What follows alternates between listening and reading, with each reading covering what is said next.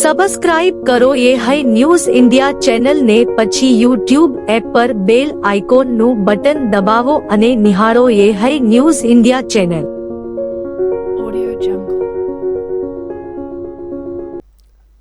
અષાઢી બીજના પાવન અવસરે થરાદમાં ભગવાન જગન્નાથજીની 36મી ભવ્ય રથયાત્રા પૂર્વે ભક્તિ, આસ્થા અને ઉત્સાહના માહોલ વચ્ચે ભગવાન જગન્નાથજીના મામેરાની વિધિ ભવ્ય રીતે સંપન્ન કરવામાં આવી હતી।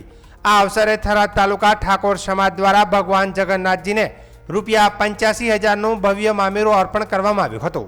આ ઐતિહાસિક ધાર્મિક પ્રસંગે હજારો ભક્તો, સમાજના આગેવાનો તેમજ રાજકીય મહાનુભાવો હાજર રહ્યા હતા। મામાના ઘરેથી ભગવાન જગન્નાથજી, બહેન સુભદ્રાજી અને ભાઈ બલભદ્રજી નાસિક ઢોલ, શરણાઈ અને વાસ્ય ગાચે ભવ્ય શોભાયાત્રા સાથે નવા રામજી મંદિર ખાતે પરત પધાર્યા હતા। સમગ્ર માર્ગ પર ભક્તોએ જય જગન્નાથના ગગનભેદી નાદ સાથે પ્રભુનું ઉષ્માભર્યું સ્વાગત કર્યું હતું। શહેરનો માહોલ સંપૂર્ણપણે ભક્તિમય બની ગયો હતો। આ પ્રસંગે બનાસકાંઠાના સાંસદ જ્ઞાનીબેન ઠાકોર, થરાદ તાલુકા પંચાયતના ઉપપ્રમુખ ભુરાજી ઠાકોર, ઠાકોર સમાજ મંડળના પ્રમુખ અનાજી વાઘેલા, પૂર્વ ધારાસભ્ય ગુલાબસિંહ રાજપૂત, ભમરાજી વાઘેલા, ડીડી રાજપૂત, શૈલેષભાઈ પટેલ, ઉમેદદાનજી ગઢવી, લક્ષ્મીબેન ઠાકોર સહિત અનેક રાજકીય, સામાજિક અને ધાર્મિક આગેવાનો હાજર રહ્યા હતા। મામેરાની વિધિ પૂર્ણ થયા બાદ ભગવાન જગન્નાથજી નવા રામજી મંદિર ખાતે પરત ફરતા શ્રી રામ સેવા સમિતિના હોદ્દેદારો, સભ્યો તેમજ મોટી સંખ્યામાં માઈ ભક્તો દર્શન માટે ઉમટી પડ્યા હતા। ઢોલ નગારાના નાદ અને જયઘોષ વચ્ચે સમગ્ર વિસ્તાર ભક્તિ રસમાં રંગાઈ ગયો હતો। ઠાકોર સમાજ દ્વારા ભગવાન જગન્નાથજીને ₹85,000નું મામેરું અર્પણ કરી શ્રદ્ધા, આસ્થા અને સામાજિક એકતાનું અનોખું ઉદાહરણ પૂરું પાડવામાં આવ્યું હતું। સમાજજનો અને ભક્તોએ આ પ્રસંગને ઐતિહાસિક અને ગૌરવપૂર્ણ ક્ષણ તરીકે બિરદાવ્યો હતો। અષાઢી બીજના પવિત્ર અવસરે યોજાયેલા ભગવાન જગન્નાથજીના મામેરા પ્રસંગે બનાસકાંઠાના સાંસદ જ્ઞાનીબેન ઠાકોરે ભગવાન જગન્નાથજી સમક્ષ સમગ્ર વાવ, થરાદ જિલ્લા સહિત ગુજરાતમાં સારો અને સમયસર વરસાદ થાય તેવી પ્રાર્થના કરી હતી। તેમણે જણાવ્યું હતું કે અષાઢી બીજ ચોમાસાની શુભ શરૂઆતનું પ્રતીક છે અને ખેડૂતોના જીવનમાં નવી આશા તથા સમૃદ્ધિનો સંદેશ લઈને આવે છે। ભગવાન જગન્નાથજીના આશીર્વાદથી મેઘરાજા પ્રસન્ન થાય, ખેડૂતોના ખેતરો લીલાછમ બને, અન્નદાતાનું જીવન સુખ, સમૃદ્ધિ અને ખુશીઓથી ભરાઈ જાય તેમજ રાજ્યમાં શાંતિ અને સમૃદ્ધિ જળવાઈ રહે તેવી તેમણે પ્રાર્થના સાથે શુભેચ્છાઓ વ્યક્ત કરી હતી। ભગવાન જગન્નાથની ઓલ જે ઇન્ડિયામાં અને અમદાવાદમાં 149મી રથયાત્રા અને થરાદની આ 36મી રથયાત્રામાં અહીંની પરંપરા અને સંસ્કૃતિ પ્રમાણે આજે દરેક સમાજને દર વર્ષે અલગ અલગ સમાજને મામેરું ભરવા માટેનો મોકો અહીંના જે ટ્રસ્ટીઓ છે ને આયોજકો મારફત એની ગોઠવણી કરવામાં આવેલી છે।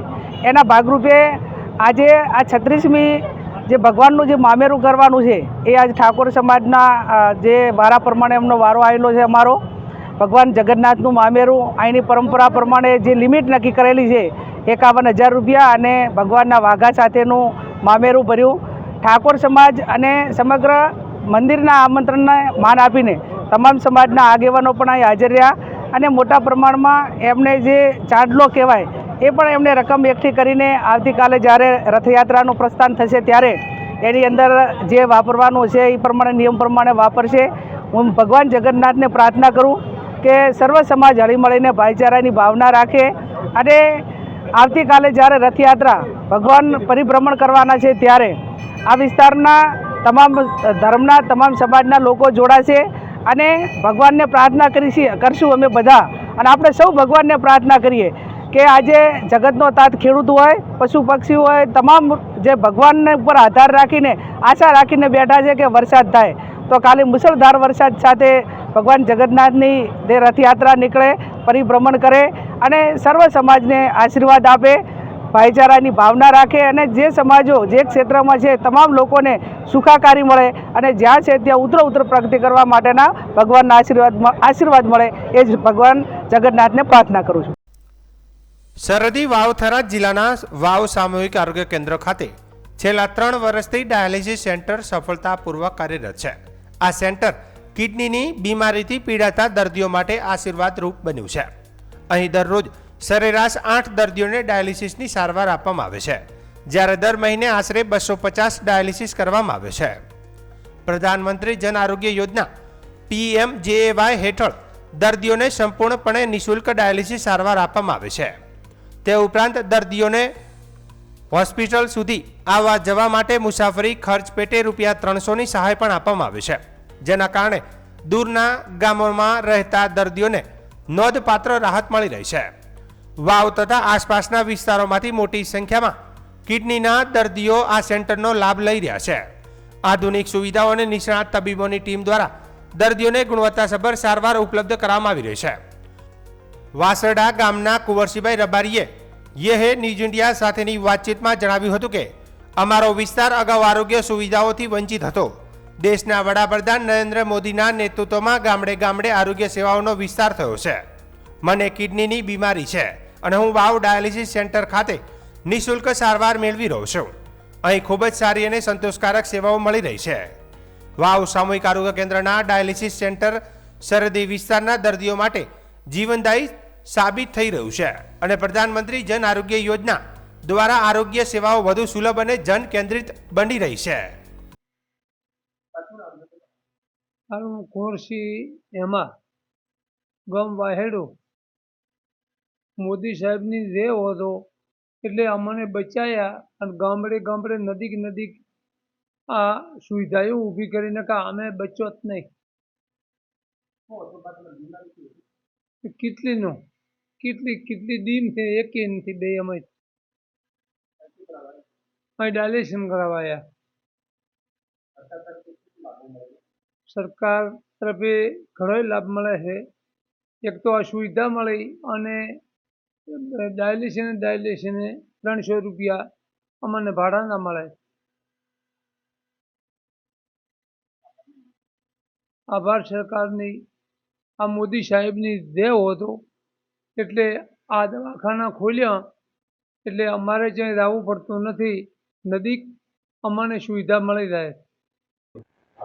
મારું નામ રાઠોડ બળદેવભાઈ.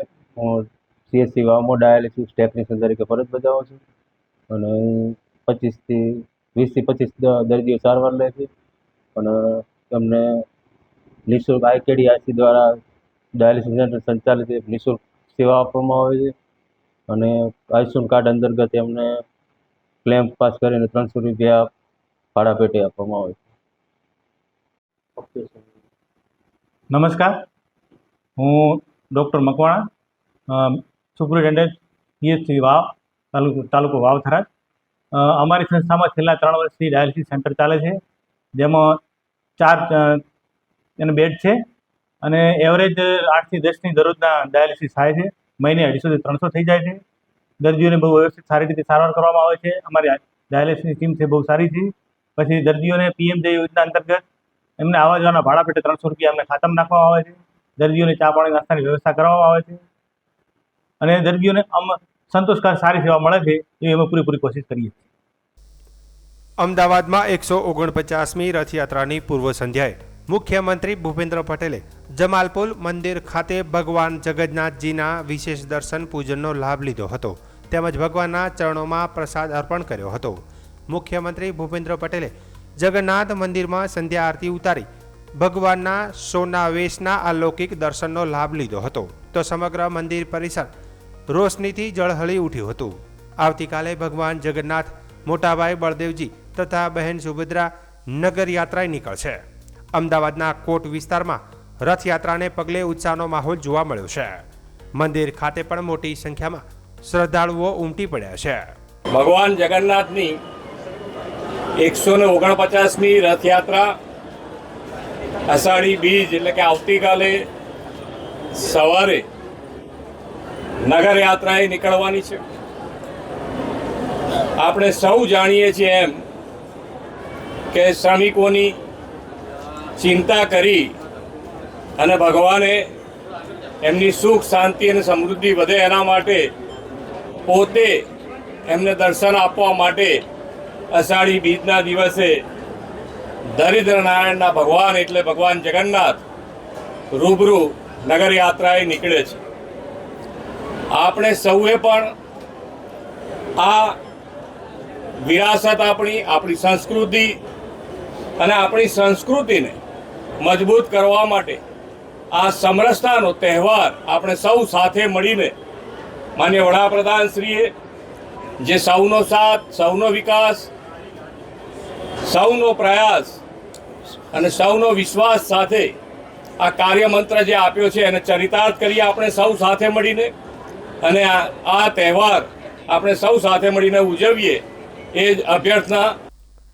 વાવ-થરાદ જિલ્લાના વાવ તાલુકાના દેથળી ગામ નજીક આવેલી દોડગામ ડિસ્ટ્રીબ્યુટર કેનાલમાં એક જ અઠવાડિયામાં બીજી વખત ભંગાણ પડતા ખેડૂતોને ફરી ભારે આર્થિક ફટકો પડ્યો છે.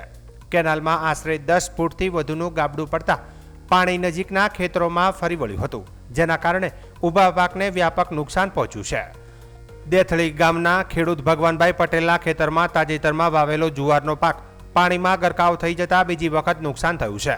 નોંધનીય છે કે માત્ર 7 દિવસ અગાઉ જ આ સ્થળે કેનાલ તૂટી હતી, ત્યારે તેમના મગફળીના પાકનો સંપૂર્ણ નાશ થયો હતો. પ્રથમ નુકસાન છતાં હિંમત હાર્યા વગર તેમણે ફરી જુવારનું વાવેતર કર્યું હતું, પરંતુ પાક ઉગવાની શરૂઆત થઈ રહી હતી ત્યારે ફરી કેનાલમાં ભંગાણ પડતા આખો પાક પાણીમાં ગરકાવ થઈ ગયો છે. ખેડૂત ભગવાનભાઈ પટેલ સહિત આ સ્થાનિક ખેડૂતોના જણાવ્યા મુજબ અગાઉ કેનાલ તૂટ્યા બાદ કોન્ટ્રાક્ટર દ્વારા માત્ર કામચલાઉ સમારકામ કરવામાં આવ્યું હતું. કેનાલના કિનારાને મજબૂત બનાવવાના કે કાયમી સમારકામ કરવાની કામગીરી કરવામાં આવી ન હોવાથી થોડાક જ દિવસોમાં ફરી એ જ સ્થળે કેનાલ તૂટી ગઈ હતી.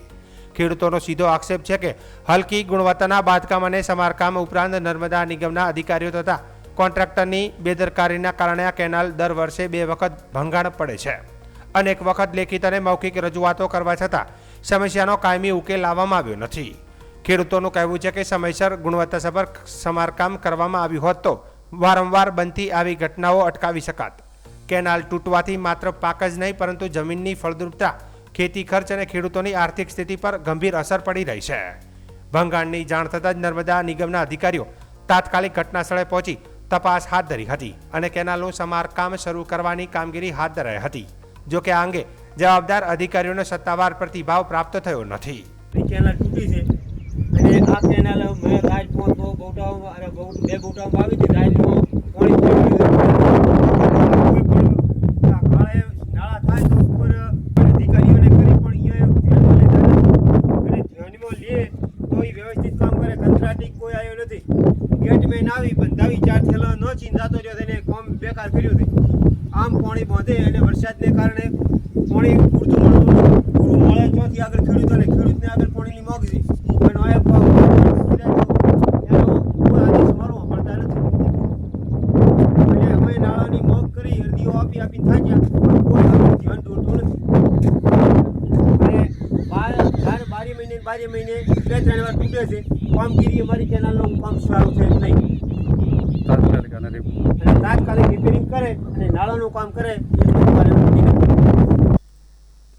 હવામાન વિભાગે ગુજરાત માટે આગામી 7 દિવસની નવી વરસાદી આગાહી જાહેર કરી છે.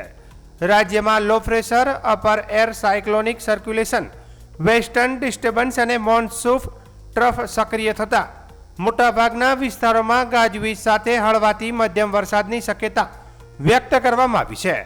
હવામાન વિભાગના જણાવ્યા મુજબ 16 જુલાઈએ અમદાવાદ સહિત અનેક વિસ્તારોમાં થંડરસ્ટોર્મ, વીજળીના કડાકા અને પવન સાથે સામાન્યથી મધ્યમ વરસાદ પડી શકે છે. ચાલુ ચોમાસામાં રાજ્યમાં અત્યાર સુધીમાં માત્ર 162.8 મીમી વરસાદ નોંધાયો છે, જ્યારે આ સમયગાળા દરમિયાન સરેરાશ 226.1 મીમી વરસાદ થવો જોઈએ. એટલે કે રાજ્યમાં અત્યાર સુધી 28% ઓછો વરસાદ નોંધાયો છે. હવામાન વિભાગનું માનવું છે કે આગામી દિવસોમાં સક્રિય વરસાદી સિસ્ટમોના કારણે વરસાદની ઘટ અમુક અંશે પૂરી થઈ શકે છે, જે ખેડૂતો માટે રાહતરૂપ બનશે. સાથે જ ગાજવીજ અને વીજળી દરમિયાન સાવચેતી રાખવાની પણ અપીલ કરવામાં આવી છે. आज का जो फोरकास्ट है आने वाला अगले 7 दिन के लिए 21 जुलाई तक, इसमें हल्का से मध्यम बरसात का संभावना रहेगा अलग अलग स्थानों में राज्यों की जिला में. और इसमें थंडरस्टॉर्म का भी संभावना रहेगा. मेघ गर्जना के साथ बिजली गिरने का भी संभावना रहेगा. अभी तो तटीय क्षेत्रों में अभी उत्तर और दक्षिण गुजरात की जो तटीय क्षेत्र है, इसमें पवन का जो दिशा रहेगा मेनली दक्षिण पश्चिम दिशा से पवन चलने का स्थिति बने रहेंगे. और स्टीप प्रेशर ग्रेडियंट के कारण विंड स्पीड थोड़ा स्ट्रॉन्ग रहेगी. 20 से 25 नॉट गस्टिंग टू 30 नॉट होने का संभावना रहेगा. इसमें आइसोलेटेड रेन थंडरस्टॉर्म का भी संभावना रहेगा. और sea condition rough to very rough होने का संभावना है। फिशरमैन भाई के लिए आज वार्निंग दिया गया है डे 3, डे 4, डे 5, 17, 18, 19 जुलाई के लिए दक्षिण गुजरात और सटे हुए जो उत्तर गुजरात और सटे हुए दक्षिण गुजरात की जो तटीय क्षेत्र है इसमें स्क्वाली विंड का पूर्वानुमान दिया गया है 17, 18 और 19 जुलाई। इसमें जो स्पीड रहेगा 45 to 55 किलोमीटर प्रति घंटा, गस्टिंग टू 65 किलोमीटर प्रति घंटा होने का संभावना रहेगा। और अहमदाबाद के लिए आसमान बादल छाए रहने का पूर्वानुमान है और 1-2 स्पेल बारिश का भी संभावना रहेगा। इसमें बिजली गिरने, थंडरस्टॉर्म विथ लाइटनिंग, मतलब बिजली के मेघगर्जना के साथ बिजली गिरने का भी संभावना रहेगा। अभी हमारे लिए जो वेदर सिस्टम इम्पोर्टेंट है, जो लो प्रेशर एरिया अभी बना हुआ है बे ऑफ बंगाल, अभी उसका जो लोकेशन है उत्तर पश्चिम बे ऑफ बंगाल और सटे है उत्तर उड़ीसा और West Bengal at 8:30 hours IST में। इसका जो उसका ऊपर एक अपर या साइक्लोनिक सर्कुलेशन भी बने हुए, वो इसका एक्सटेंड है 7.6 किलोमीटर ऊंचाई तक विस्तृत है और इसका टिल्टिंग है साउथ वेस्ट ओवर। ये अगले और इंटेंसिफाई होने का संभावना है। ये will become to well mark low pressure area और इसका जो मूवमेंट रहेगा उत्तर पश्चिम दिशा में इसका मूवमेंट रहेगा अक्रॉस उत्तर उड़ीसा और गंजेटिक वेस्ट बंगाल है। अगले 2 दिन में इसका मूवमेंट रहेगा। और हमारे लिए इम्पोर्टेंट सिस्टम है अपर या साइक्लोनिक सर्कुलेशन अभी उत्तर गुजरात और सटे हुए दक्षिण पश्चिम राजस्थान के ऊपर बने हुए हैं बिटवीन 3.1 और 5.8 किलोमीटर ऊंचाई में बने हुए हैं। एक फ्रेश WD अभी उत्तर पश्चिम भारत को इम्पैक्ट कर सकते हैं 19 जुलाई ऑनवर्ड्स। वेस्टर्न डिस्टर्बेंस अभी जो परसिस्ट कर रहा था एज ए साइक्लोनिक सर्कुलेशन, वो अभी उत्तर पाकिस्तान और एडजॉइनिंग जम्मू के पास परसिस्ट कर रहे हैं। उसका जो पोजीशन है 3.1 और 5.8 किलोमीटर ऊंचाई में ये साइक्लोनिक सर्कुलेशन परसिस्ट कर रहे हैं। अभी राज्य में बारिश का जो स्थिति है 162.8 mm बारिश हुआ है, जो होना चाहिए 226.1 जो नॉर्मल बारिश है, सामान्य बारिश है 226.1 mm। जो डिफिशिएंट है 28% डिपर्चर है, -28% डिपर्चर है नॉर्मल से। सर, कल रथ यात्रा है, रथ यात्रा में अहमदाबाद में क्या माहौल रहने वाला है? अभी आज तो हम जो डिस्ट्रिक्ट के लिए पूर्वानुमान दिया है, हल्का से मध्यम बरसात का संभावना रहेगा और बिजली गिरने का भी संभावना रहेगा थंडरस्टॉर्म के साथ। कल अहमदाबाद में आज जो फोरकास्ट दिया गया 1-2 स्पेल हल्का से मध्यम बरसात रहेगा। कल के लिए हम अपडेट करेंगे, लेकिन संभावना है कि बारिश होगी। बारिश का संभावना रहेगा।